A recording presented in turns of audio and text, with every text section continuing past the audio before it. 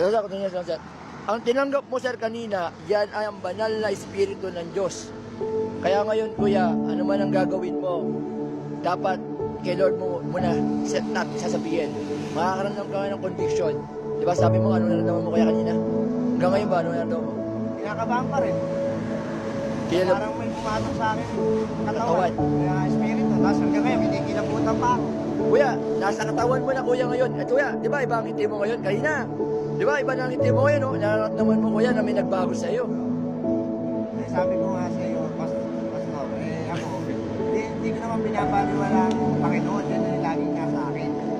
Yung although ang dala ko magsimba, pero kung sasang puso ko, talagang may Diyos. Yun lang. Pero sir, ang gabi ko nga sa inyo, salvation is a first step to serving God. Hindi ka makapag-serve kay God kung hindi ka paligtas. Kasi dapat tanggapin mo sa puso mo. Kasi hanggang hindi ka marunong magpatawad sa lahat ng tao nagkasala sa iyo, hindi ka rin patatawarin ng Diyos. Tama po ba? Tama.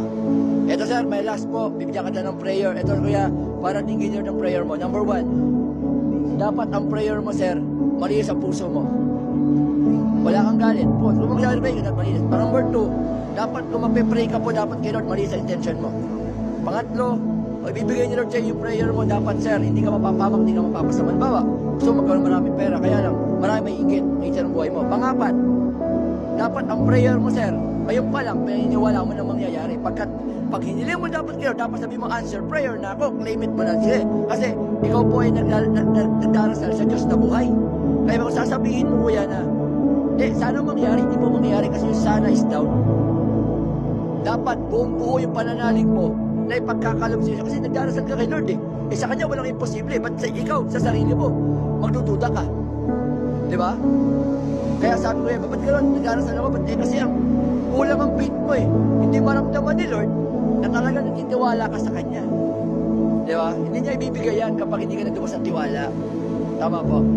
Di kaya, maraming salamat kuya. Hindi tayo magkakilala. Nag-share lang po ako, kumain lang ako ng Mami Rice eh.